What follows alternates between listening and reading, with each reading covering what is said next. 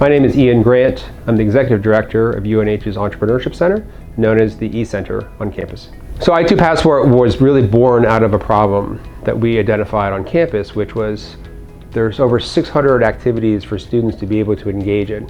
How do we break through the noise to get them to try to attend different programs that talk about ideas and innovation and entrepreneurship?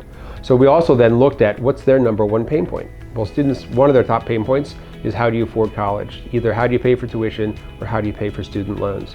So we married those two together to create the I2 Passport program. So the premise is pretty simple.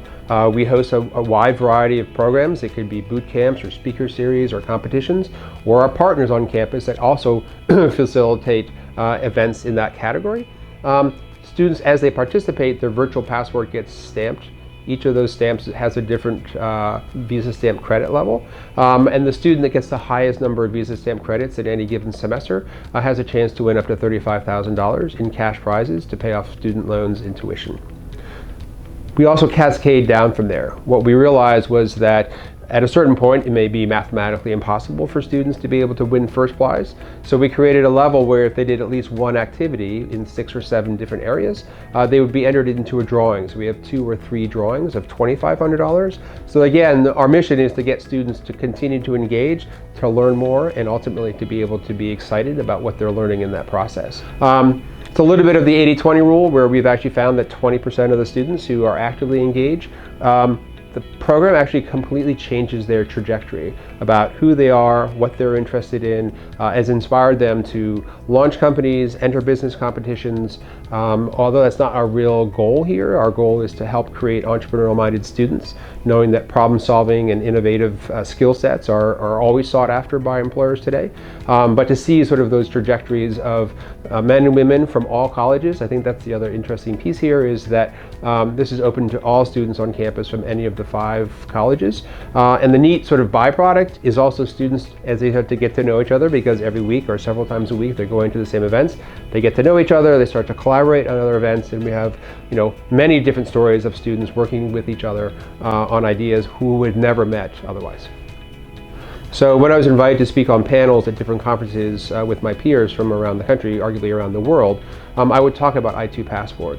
And what's interesting is the same issues that we have at UNH of getting students to engage is a systemic problem across all universities. And people kept coming up to me and asking me, hey, can I learn more about I2 Passport? We would love to do that.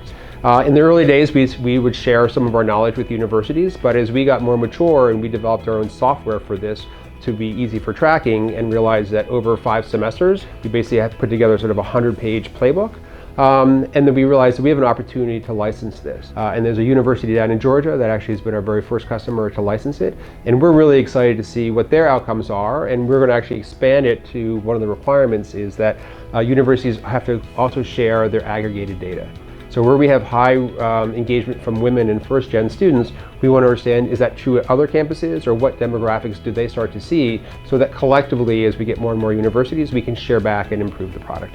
At this point, we don't compete with other universities, right? So what's impactful is how can we all collectively, different directors of entrepreneurship centers, how can we have the largest impact on students? Not the ones that have been on Shark Tank or have already come to the university with ideas, but the students at the bottom of the pyramid. The students that don't know yet that they have that capability to engage in this. How do we do that? And if every college and university were able to sort of create that excitement for students, like what amazing opportunity that would be. The fact that it came from UNH is great, but it's actually the larger good that's actually what motivates us, is to be able to impact throughout the country that impact.